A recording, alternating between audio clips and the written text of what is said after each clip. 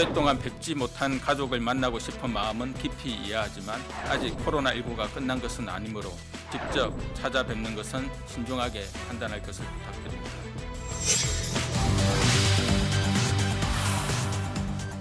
최고 수준의 경영만이 생존을 담보할 수 있습니다. 저는 제 아이들에게 회사 경영권을 물려주지 않을 생각입니다.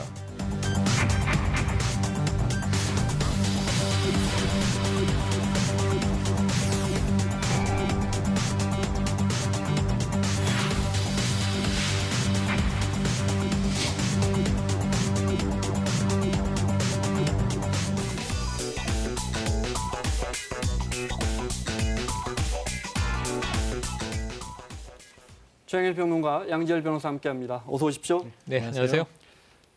생활방역, 생활 속 거리두기. 맞습니다. 네, 사회적 거리두기에서 이제 생활 네. 속 우리가 일상에서 우리가 해야 합니다. 그렇죠? 예. 네, 예를 그럼에도 들어 불구하고 2m 거리두기 이런 그렇죠. 거. 두 팔 간격이죠. 두 팔 간격이죠. 네네. 네, 이런 거. 분명한 건 방역 당국은 매일 코로나19가 끝난 거 아니라고 매일 강조하고 있습니다. 매일 강조하고 있고요. 네. 실제로 오늘은 이 확진자가 4명이 추가가 됐는데 3명은 해외 유입이지만 그중에 1명은 한 달 만에 용인에서 지역 감염자가 나온 겁니다. 네. 사흘 만에 또 이제 지역 감염이 나왔고요. 네. 상당히 접촉자가 많습니다. 이런 것 때문에 정은경 질본본부장을 비롯해서 지금 끝난 게 아니고 네. 종식이 아니고 올 가을 겨울에는 다시 대유행을 할 수 있고 지금 이것 때문에 우리는 마스크를 1억 장 국민용으로 비축을 했고요.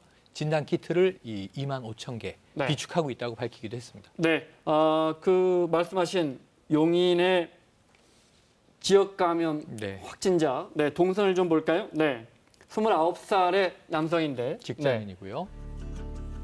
네, 지금 보시는 대로 5월 1일부터 음식점, 주류 판매점, 이태원 클럽 3곳. 그런데 지금 조금 전 속보를 보니까요. 네. 1시간 단위로 이태원 클럽 5곳을 돌았다. 지금 2천여 명 정도가 접촉했을 것으로 추정이 됩니다. 다음 날 바로 39도의 고열이 났고요. 설사 증상을 느껴서 그 네. 이후에 양성 판정을 6일 날 받게 되는데 대형마트, 이비인후과 병원, 약국을 방문했고 결국 5월 5일이 돼서야 보건소를 통해서 확진이 됐습니다. 이미 함께 방문한 그 클럽을 이태원 클럽을 갔던 친구는 친구, 이미 또 양성입니다. 확인이 나와서 다행히 자, 또 동거인은 음성이고요. 네, 지역 감염의 우려가 또 커지고 있습니다. 네. 이러다가 어느 날 그 동선에서 15명, 38명 이렇게 늘어났습니다. 우린 경험해 봤잖아요. 딱 그죠? 959 네. 콜센터를 생각하시면 됩니다. 네, 정말 긴장을 풀면 안 되겠습니다. 대구는 생활 방역으로 전환 아직 안 했습니까? 그거 어떻게 됐습니까? 그러니까 생활 방역으로 전환하는 것은 정부의 방침인 거고요. 네. 사실 감염법 예방 및 관리 관련 법률에 하면 지자체장도 이 감염병 예방을 위한 조치를 취할 수가 있거든요. 그러니까 생활 방역으로 바뀌었다는 게 가장 큰 변화가 뭐냐면 의무사항을 권고사항으로 바꾼 건데 대구는 여전히 의무사항으로 두겠다는 겁니다. 네. 행정명령을 통해서. 네, 네. 대구시장 명령으로 이 공공기관 특히 버스 같은 데 대중교통 이용할 때 마스크 착용을 안 할 경우에 벌금을 매기겠다. 벌금은 다른 게 아니라 감염법에 의해서 매길 수가 있도록 하는 겁니다. 야, 300만 원. 예. 근데 원래 물론 이제 상징적 의미가 있겠지만 최고가 300만 원이라는 네, 그런 네. 얘기입니다. 알겠습니다. 우리가 13일부터 고3부터 네. 등교하기로 했는데 그러면 대구나 경북 지역은 조금 스케줄이 다른 겁니까? 대구는 그 학교 그 등교 시점이라든가 방침도 별도로 좀 조정을 해보겠다라고 했습니다. 그래서 내일 아마 그 결과를 발표할 것이라고 했는데요. 아마 고3 같은 경우에는 제가 생각했을 때 완전히 다르게 가기는 좀 어려울 것 네. 같아요. 고3을 먼저 네. 가는 이유가 모의고사 같은 학사 일정 그렇죠. 때문에 하기 때문에 다른 경우에 있어서 뭐 날짜를 맞추더라도 어떤 식으로 운영할지 조금 더 구체적인 방안을 마련할 것으로 보입니다. 네. 어제도 잠깐 설명해 드렸는데 네. 그 등교하면 제일 논란이 됐던 게 학생들 뭐 6시간, 8시간씩 예. 마스크 계속 그렇죠. 그다음에 에어컨 어떻게 할 것이냐. 계속하는 게 원칙이라 네. 좀 얇은 꼭 이제 보건 KF 마스크가 아니라 덴탈 마스크도 괜찮다. 아주 얇은. 예, 네. 예. 얇고 숨쉬기가 좀 편합니다. 그런데 얼마 전에 제가 문제는 구입했는데 제가 100개인가 한꺼번에 구입했는데 예. 200원, 300원 그 정도 되는 가격은 저렴해요. 괜찮고요. 그래서 이제 그런 용이성은 있지만 말씀하신 대로 하루 종일인데 문제는 지금 초여름 날씨가 됐어요 이미.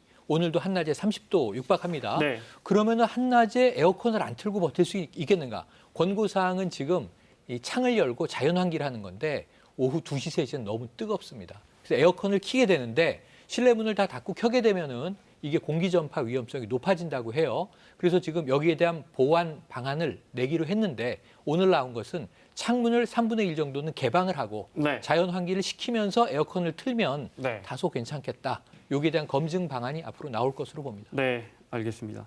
재난지원금 관련해서 논쟁 끝에 이제 모든 국민 4인 가구 기준에서 100만 원, 그렇죠? 네, 2인 가구는 60만 원인가요? 뭐 네. 이렇게 주기로 했잖아요. 네. 그런데 각 지자체에서 시도별로 예. 우리는 이미 뭐 가구별로 20만 원, 40만 원 드렸으니까 그 돈 빼고 드릴게요 이러면서 네. 네. 또 혼선이 좀 나오나 봐요. 그러니까 각 지자체별로 왜 그런 일이 벌어졌냐면 정부의 네. 재난지원금 정책이 결정되기 전에 지자체별로 좀 앞다퉈서 미리 시행한 곳들도 그랬죠. 있습니다. 네. 경기도 같은 경우가 대표적인데 그래서 긴급 재난지원금이라는 이름으로 정부가 4인 가구 기준 100만 원을 주기로 했었을 때 맞아요. 그러면 기존 지자체에서 지원하기란 부분을 어떻게 할 것이냐가 지자체별로 판단이 좀 달라진 겁니다. 네. 그러니까 정부에서 100만 원을 주기 때문에 우리가 준 20만 원은 이 중복이 되니까 빼고 80만 원만 지급받을 수 있도록 하겠다고 네. 한 곳들도 있고 정부에서 재난지원금 주는 거 말고 우리가 주는 재난소득은 또 별개로 네. 계속 드리겠습니다라고 한 부분도 있는데 이게 조금 더 복잡해진 게 뭐냐면 지금 보는 경우는 이제 중복되는 경우이기 때문에 네. 정부와 기초자치단체가 중복될 경우에는 네. 그걸 빼고 준다라는 그런 상태의 그래프를 보인 것으로 보이고요. 아, 네. 이거 지금 나오는 건 이제 지원금 재원을 어디서 마련할 것이냐 이런 부분도 있는데 네. 지금 별개로 떼놓은 경우는 어떻게 된 거냐면 이 광역 지자체, 뭐 경기도 같은 경우로 네. 예를 들겠습니다. 경기도 같은 경우는 1인당 10만 원씩 거의 현금으로 이제 쿠폰 형태로 지급을 했죠. 거기에 지방자치체, 기초, 네. 시군 단위별로 또 추가로 지급하는 곳들도 있습니다. 네. 그러다 보니까 사는 곳이 어디냐에 따라서 굉장히 많은 차이가 나게 그 되는 표를 겁니다. 다시 볼 수 있습니까? 네. 다시 한번 네. 지금 그 설명을 드리자면 대표적으로 네. 그러니까 그러니까 군청에서 주는 돈이 있다면 그거는 기초자치단체 예산으로 주는 그렇죠. 거니까 상관이 없고 예. 정부에서 주는 것도 상관이 없는데 정부가 4인 가족 100만 원 줄 때 정부 예산이 부족하니까 광역자치단체에서는 한 20% 정도를 내세요 했는데 광역 예를 들어 경기도나 뭐 다른 도에서 아니 우린 이미 준 돈이 있으니까 그건 빼겠다. 빼고 줄게요 하는 곳에서는 100만 원이 다 안 나온다. 다 안 그렇죠, 나오는 그렇죠. 것이고요. 네. 그건 별개고 우리는 그거하고 우리 지자체에서 별도로 마련한 네. 거는 계속해서 지급을 하겠다고 하는 곳들도 네. 있는 겁니다. 그러다 보니까 같은 경기도라고 할지라도 네. 경기도에서 지급하는 재난소득 별도로 받으시고 또 기초지자체에서 지급하는 지원금도 별도로 받으실 경우에 네. 저기 나오는 표가 아주 어디를 대표적인 보면 사례가 총수령액이 됩니다. 안양의정부 사시는 분들은 147만 원, 예. 포천 사시는 분들은 4인 가구 기준에서 예. 280만 원이나 받는데 세종시 사시는 분들은 그냥 100만 원밖에 정부 못 지원금만 받게 되는 거죠. 네. 크게 차이가 난 게 포천 같은 경우에는 1인당 20만 원, 40만 원씩을 지급한 겁니다. 네. 그러니까 4인 가족일 때 가구에 160만 원이 추가로 지급이 되는 거죠. 그런데 이제 자치단체가 우리가 예산 더 있으니까 우린 더 드릴게요 하는 곳이고 네. 안양의정부 같은 곳은 그냥 우린 이만큼만 드릴게요. 세종시는 아예 정부 거만 받으세요. 그렇습니다. 하다 보니까 그렇게 저렇게 차이가 많이 나는 거. 물론 여기에는 이제 소득 하위라든가 기본적으로 이 복지 지원을 받으신 분들에게는 또 정부에서 현금 지원이 먼저 나가는 것도 있기 때문에 네. 그것까지 계산을 하게 될 경우는 조금 더 복잡해집니다. 네, 알겠습니다. 하나만 보면서 마무리할까요? 우리가 사회적 거리두기에 많이 힘들어졌고 이제 생활 속 거리두기로 전환했는데 유럽이나 특히 미국 이런 데서는 아직 집 밖에 나가는 것도 쉽지 않고, 네. 특히 그 집 안에만 있어라는 정부 규정을 어긴 시민에게 미국 경찰이, 뉴욕 경찰이 어떻게 하는지 잠깐 보시죠. 그제 네, 뉴욕시의 상황입니다. 한 남성을 제압하는데 이게 무슨 폭행까지. 강력범죄 피해자 체포하는 것 같지만 네. 사회적 거리두기를 지키지 않는 혐의로 네. 시민들의 반발도 거세지만 이거 보세요. 네, 왜 집에만 있지 않고 특별한 이유 없이 나왔냐 이거. 네. 이미 시에서는 여러 번 공권력 개입을 첨부했다고 해요. 천명했다고 해요.